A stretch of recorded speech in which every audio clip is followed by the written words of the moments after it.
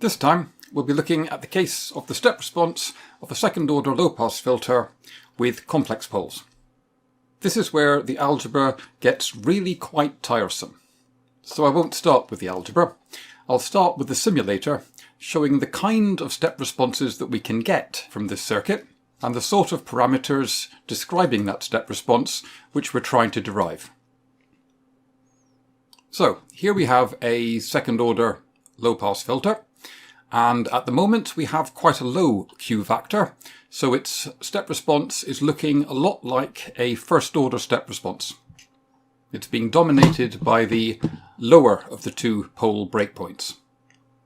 Now in this circuit, the resonant frequency is determined by the inductor and the capacitor, but it's the resistor which determines the Q factor. So if I reduce the resistance, the Q factor is going to go up, and eventually we're going to get the case of two complex poles. So let's see what happens. Lower the resistor, and the break frequency of that lower pole that's dominating the response is rising as the two poles are moving towards each other. Eventually the two poles will arrive at the same point. We'll have the case of Q equals a half, and then the poles will separate and start to become complex. And the step response does this. Now, you'll see that a little while after the step arrives at time t equals 0, we've now got a slight overshoot. The output has gone above 1 volt. It settles down to its 1 volts eventually, as we know it will from the final value theorem, but the step response at this point has exceeded the 1 volt input. If we increase the Q factor even more, we'll see that the step response starts to ring. We call this ringing. It's an oscillation which decays in amplitude as you move towards the final value. And the kind of thing that we're interested in these step responses is, what is the period of that ringing? How big is this initial overshoot? And how fast does this ringing decay? And to work out those parameters, we are going to have to do some rather tedious algebra. Now everything will start from here. This equation we derived for the second order step response, and we made no assumptions when we derived this equation about whether the poles were real or complex. So this formula is equally valid for real poles and for complex poles. What I am going to do, though, is use the fact that the quadratic expression that we factorized to get these poles had real coefficients.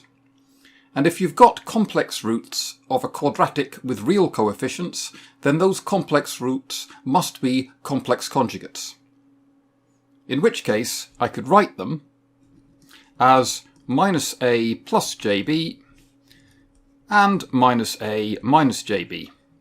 I've chosen minus a for my real part of the complex roots because I know that the real part is going to be negative.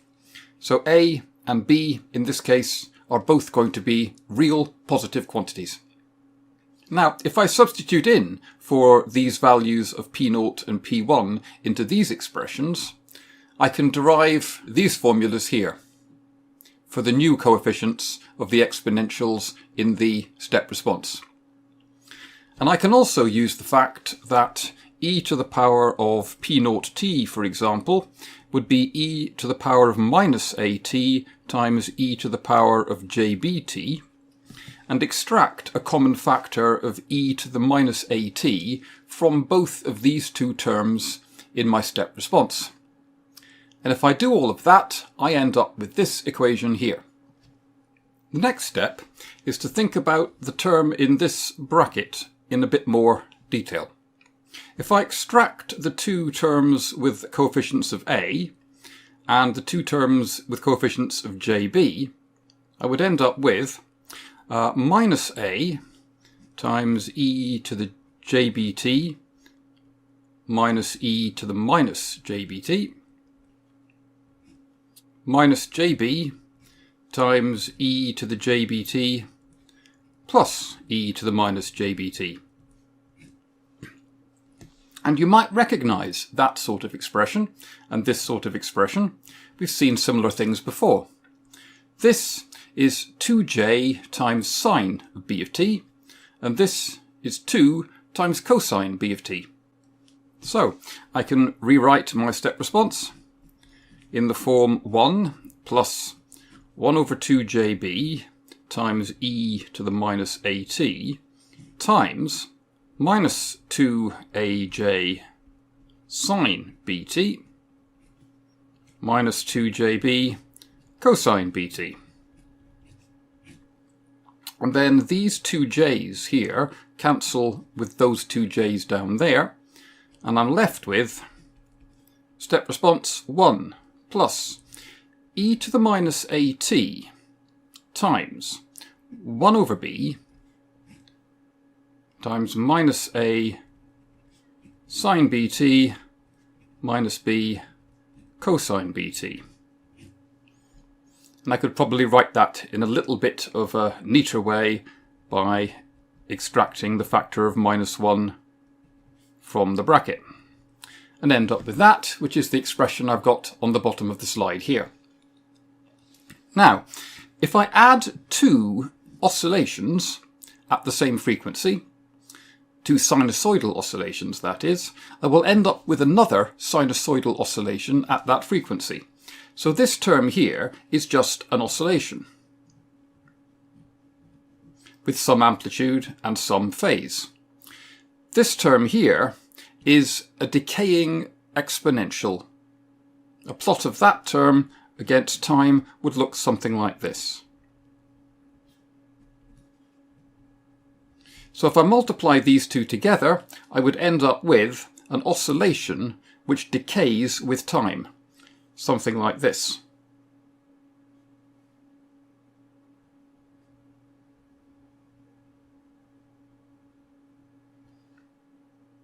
And that is the ringing that I see in my frequency response. This 1, that's just the final value of the step response. Now this formula I've now got in terms of A, the real part of the complex poles, and B, the imaginary part of the complex poles. If I do all the substitutions back through here and back through the formula that relates poles to the resonant frequency and the Q factor, this one, I would end up with an expression for the step response in terms of the resonant frequency and the Q factor. And this is what I finally came up with. It's not a very pleasant equation, but it does allow me to see two of those important parameters that I wanted to determine. I can get from this the frequency of the ringing and how fast the ringing decays away. First, how fast the ringing decays away.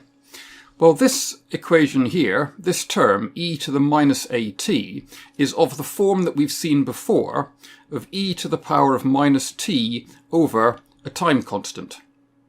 The time constant in this case is just 1 over a, and a is minus the real part of our pole. So I can tell that the ringing oscillation that's going to be doing this is decaying in amplitude with a time constant given by 1 over a, which is 1 over minus the real part of the poles. And I can get the frequency of the oscillation as well. The frequency of the oscillation is just b radians per second, and b is the imaginary parts of the pole. In terms of the resonant frequency and the Q factor, from this expression here, I can see that the ringing frequency is just omega naught times square root of 4q squared minus 1 all over 2q radians per second. And you might note that if q is less than a half, then this is imaginary, which means that there is no ringing for values of q less than a half.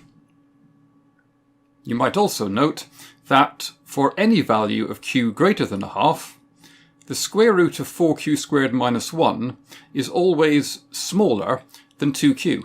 So this is always less than omega naught. The ringing frequency is always less than the resonant frequency. For very large values of q, we can say that 4q squared is going to be much, much bigger than 1, neglect the minus 1, and say the ringing frequency would be approximately the square root of 4q squared over 2q, and that's just equal to the resonant frequency. It's an approximation which is valid for very large q factors. That only leaves the problem of the overshoot. How high is the overshoot? What is the maximum value that the step response gets to? And that's the subject of the next video.